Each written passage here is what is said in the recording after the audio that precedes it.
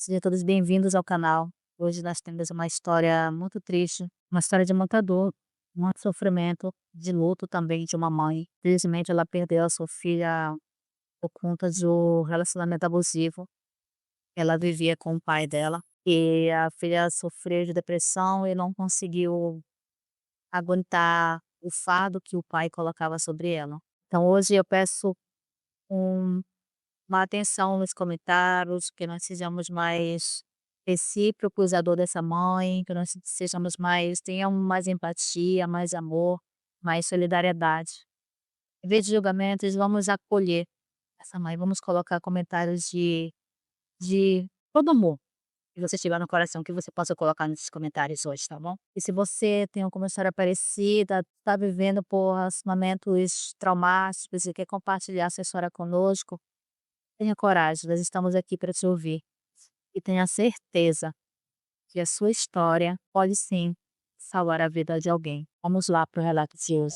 Eu nunca pensei que escreveria essas palavras. Eu nunca imaginei que a dor pudesse se tornar tão física, tão concreta, como se fosse um peso no peito que me impede de respirar.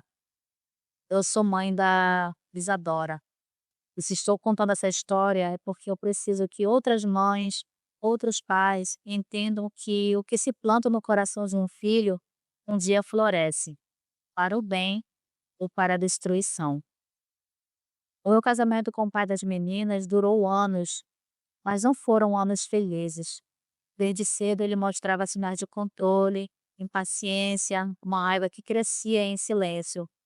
Eu sempre tentei justificar suas atitudes, o estresse, o desemprego, o cansaço, mas a verdade é que eu fui vivendo numa prisão invisível.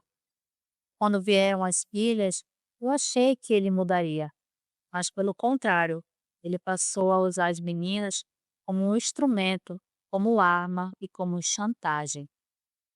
A violência não era só física, era no silêncio frio e nas palavras calculadas, nas ameaças veladas, nas manipulações constantes.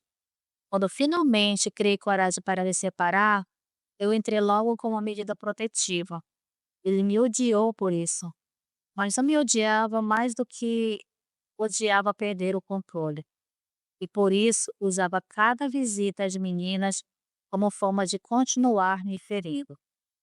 Ele dizia que ia buscar as filhas para passeios e voltava com histórias distorcidas, insinuações e deixava as mensagens de que eu era sempre a culpada pelo fim da nossa família. No começo, Isadora era só uma menina doce e bem quieta, mas com o passar do tempo, eu percebia mudanças no seu olhar e no seu comportamento. Ela voltava das visitas diferente e questionadora e bem distante. Um dia ela me perguntou por que eu havia acabado com a nossa família. Me perguntou se o pai tinha culpa. Eu disse que ele afirmava que eu tinha dizia que eu tinha afirmado que ele tinha expulsado ele de casa. Eu respirei fundo, sentei com ela e disse a verdade. Filha, seu pai saiu de casa porque precisava. Foi uma decisão baseada na segurança de todas nós. Ele saiu pela Lei Maria da Penha. E ela existe para proteger nós mulheres, como eu. E isso não significa que você tenha que odiá-la, mas que você entenda que é verdade. É, aqui entre várias visitas que ele fazia, ele pegava as meninas para passar o final de semana ou até o dia com ele, ela sempre vinha com um questionamento em relação ao filho casamento deles, né. E a primeiro momento ela fez isso, ela perguntou, né, se o pai dela tinha culpa. Na verdade, o pai queria colocar toda a culpa na mãe, né, e queria fazer de vítima e colocar ela como vilã, e fazer com que as meninas se voltassem contra a mãe. Então, naquele dia, eu achei que ela tinha entendido. Ela apenas me abraçou e foi para o quarto dela.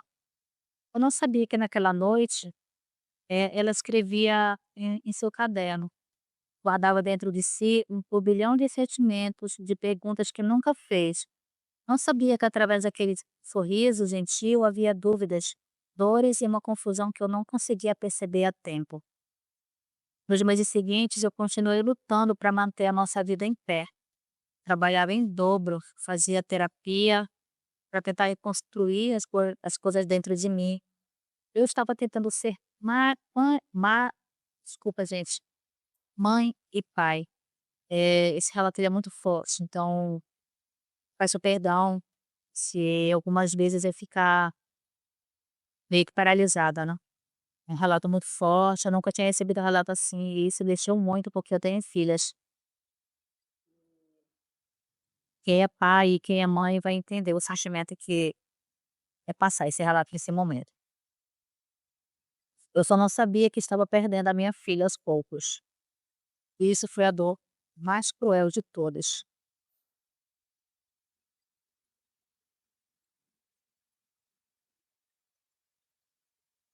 Nos dias seguintes, aquela pergunta inocente, a minha filha mais velha da minha filha mais velha se tornou ainda mais introspectiva. Fui tentar me convencer de que era apenas a adolescência chegando, as dúvidas normais da idade. Mas no fundo, algo me incomodava. Era como se a alegria tivesse sido arrancada dela aos poucos. Ela já não ria como antes, e o brilho no olhar que já antes me aquecia parecia apagado. Eu me culpava em silêncio. Teria sido a minha decisão de denunciar o pai, a raiz da dor dela. As visitas à casa do pai continuavam determinadas por decisão judicial. Eu não podia impedir, mesmo quando eu sentia que cada vez que ela voltava um pouco menos. Um dia eu a encontrei trancada no banheiro. Chorava bem baixinho. Eu bati na porta com o coração na mão. Ela abriu com os olhos inchados e disse que estava com muita dor de cabeça. Eu a abracei, mas ela não retribuiu meu abraço como eu costumava fazer. Me senti impotente. Parecia que algo muito maior que eu a afligia, mas eu não conseguia alcançar. A escola também começou a ligar com frequência. Ela estava mais ausente, distraída, se isolava dos colegas. Uma professora chegou a me perguntar se havia acontecido algo em casa. Eu respirei fundo e disse que nós estávamos passando por um momento bem difícil, que o pai havia saído de casa. Então, ela sentiu com um olhar compreensivo, mas parecia saber que havia algo mais. Ninguém nunca está preparado para assistir o próprio filho afundar e não saber como puxá-la de volta para a superfície. Certa noite, enquanto eu lavava a louça, eu ouvi um choro bem baixinho vindo do quarto. Quando eu entrei, eu vi minha filha sentada no chão, com as mãos tremendo. Eu me ajoelhei na frente dela, abracei seu corpo frágil e perguntei o que estava acontecendo. E foi nesse momento que, pela primeira vez, ela desabafou. Mãe, papai disse que você destruiu a nossa família. Ele disse que tudo seria diferente se você tivesse tentado mais, que ele nunca quis ir embora. Naquele momento eu senti meu mundo desmoronar. A voz dela era uma mistura de raiva, dor e muita confusão. Eu tentei com toda a calma explicar que ninguém destrói uma família sozinho, que o amor precisa ser cultivado por ambos e que o que eu fiz foi tentar nos salvar. Mas ela já estava envolta na teia de manipulações dele. E eu vi aquilo claramente. Ele estava colocando sobre os meus ombros e os ombros dela, o peso de um conflito que não lhe pertencia. Eu tentava poupá-la da verdade para não machucá-la mais, mas o silêncio agora parecia ainda mais cruel. Eu me perguntava noite após noite até que ponto eu deveria protegê-la ou contar toda a verdade nua e crua sobre quem ele era. As semanas foram se arrastando e minha filha continuava lutando contra algo invisível. E começou a escrever cartas que nunca me deixava ler. Um dia, sem querer, eu encontrei um caderno jogado atrás da cama. E nele havia páginas e mais páginas de sentimentos sufocados, como palavras de culpa, solidão, raiva, desamparo. E aquilo ali era com frequência. Era como se eu estivesse mergulhado por um segundo na mente dela. E tudo que eu encontrava ali era a dor. E eu me culpei por não ter percebido antes, por não ter salvado ela do abismo que se formava bem diante dos meus olhos. Tentei buscar ajuda psicológica, marquei sessões com a terapeuta, mas ela resistia. Dizia que não precisava, que estava tudo bem. E como mãe, muitas vezes a gente acredita nisso porque é mais fácil do que encarar o que realmente está acontecendo. Eu a abraçava todas as noites, repetia o quanto a amava, mas mesmo a dor, o amor mais sincero, pode não alcançar um coração ferido demais. A ferida dela, eu já sabia, tinha sido aberta por alguém que ela também amava, o pai. E essa era a dor mais difícil de curar. Eu comecei a prestar mais atenção aos pequenos detalhes. Cada palavra dita por minha filha, cada olhar perdido, cada silêncio prolongado. E um dia, voltando da casa do pai, ela entrou em casa e foi direto para o quarto. Eu percebi que suas roupas tinham um cheiro diferente, forte como o de bebida alcoólica. Eu entrei em alerta. Fui até a escola no dia seguinte para conversar com a orientadora. Eu descobri que ela estava começando a se automutilar. Naquele momento, o chão abriu sobre os meus pés. Na reunião com a psicóloga escolar, ouvi o que nenhuma mãe quer escutar. Ela está em sofrimento extremo e o pai parece estar envolvido emocionalmente nesse desequilíbrio. Eu me senti sufocada, com raiva, desesperada. Eu liguei para ele sem filtro e pedi que ele parasse de colocá-la contra mim. Ele respondeu com cinismo, dizendo que era minha responsabilidade dar conta da menina e que ele só se sentia assim, que ela só se sentia assim por minha causa. Ele virou a culpa contra mim como sempre fazia. Era a mesma manipulação que me prendeu por anos e agora tentava envenenar o coração da nossa filha. Foi nessa época que ela começou a recusar as visitas. Dizia que estava cansada, que não queria ir, mas depois, pressionada, ela cedia. Voltava sempre mais calada, mais triste. Em uma dessas voltas, ela me disse: Mãe, de colocar ele na justiça, ele vai sumir de vez e eu nunca mais vou ver ele. Eu fiquei paralisada. Ele não estava só manipulando, ele estava ameaçando, distorcendo a realidade para isolar ainda mais a minha filha de mim. Eu levei o caso ao conselho tutelar e solicitei um acompanhamento psicológico urgente. Sabia que se eu não agisse logo, algo poderia acontecer. Ela começou a frequentar as sessões, mas mesmo ali, entre uma conversa e outra, ela não deixava de defender o pai dela. A terapeuta me disse: ela o ama, mas sente que precisa escolher um lado. E está sendo empurrada para um lado errado. Ouvir isso foi como levar um some. Aquilo que era para ser partilhado, que era o amor dos dois, se tornou uma guerra de poder. E a minha filha era o campo de batalha. Em casa, eu fazia de tudo para reerguer a autoestima dela. Planejava pequenos passeios, comprava os doces preferidos dela, deixava bilhetes de amor no travesseiro, mas a sombra da influência dele era maior do que eu podia alcançar. E mesmo sabendo que a culpa não era minha, o peso do fracasso como mãe me esmagava. E em uma noite qualquer, ela sentou ao meu lado e perguntou: Mãe, por que as pessoas machucam quem dizem amar? Eu quis responder, mas eu quis ter uma resposta exata. Mas eu só consegui chorar e abraçá-la com todas as minhas forças. No fundo, eu já sabia. Sabia que aquele ciclo precisava ser interrompido. Sabia que o que ele fazia era um tipo cruel de violência invisível, que não deixava marcas no corpo, mas sangrava por dentro. Eu tentei limitar os contatos, mas como explicar a um juiz que o próprio pai está envenenando a mente da filha emocionalmente? Eu gritava por socorro em silêncio e ninguém parecia ouvir. Então, naquela manhã, quando tudo parecia normal, preparei o café da manhã, coloquei na mesa com muito carinho, bati no quarto para acordá-la. Eu sempre fazia isso. mas não houve resposta.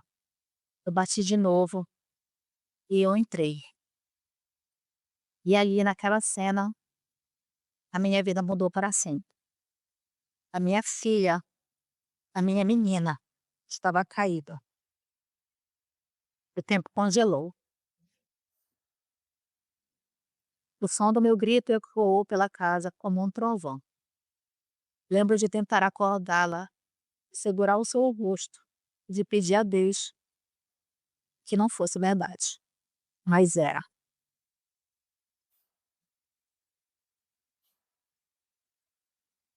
A ambulância chegou rápido, mas era tarde.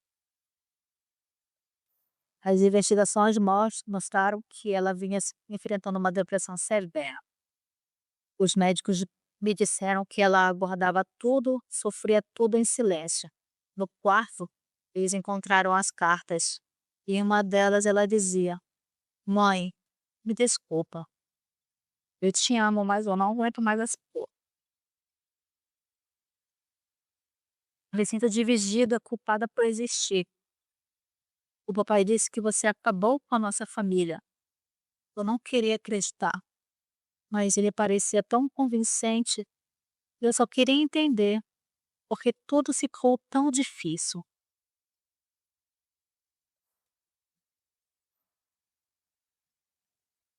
Foi a pior dor da minha vida, um tipo de sofrimento que não tem nome. Enterrar um filho é algo que ninguém deveria viver. Os dias seguintes foram como um borrão. Visitas, velório, lágrimas e aquele sentimento constante de impotência. As pessoas tentavam consolar dizendo que ela estava em paz. Mas que paz existe quando a alma de mamãe é despedaçada? A polícia investigou as mensagens trocadas com o pai e descobriu-se que, em muitas ocasiões, ele manipulava a filha para que ela acreditasse que eu era a vilã. O delegado me disse que, infelizmente, esse tipo de manipulação emocional ainda é difícil de ser enquadrada legalmente, mas que havia indícios claros de alienação parental. A justiça determinou medidas protetivas, mas já era tarde demais para mim, tarde demais para ela também.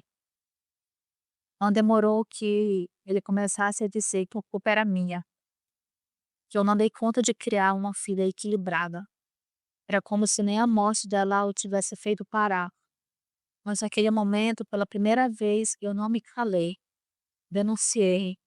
Fui até o fim, com todos os processos que havia hesitado tanto tempo em mover.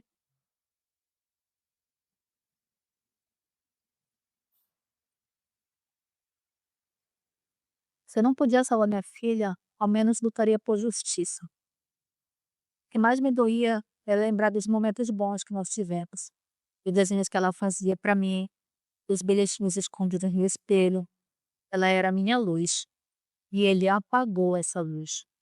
Não com as mãos, mas com palavras, com mentiras, com o veneno de um pai que nunca soube amar de verdade. A dor ainda vive em mim, todos os dias, mas agora ela se transformou em luta. Depois que minha filha partiu, o tempo parou, mas o mundo seguia girando, como se nada tivesse acontecido. Eu me vi mergulhada num luto solitário, lutando para dar sentido ao que havia restado. O enterro dela foi repleto de rostos, rostos que eu nem lembrava mais, mas nenhum deles poderia consolar minha alma. Era como se cada palavra de conforto escorresse por mim sem deixar vestígios.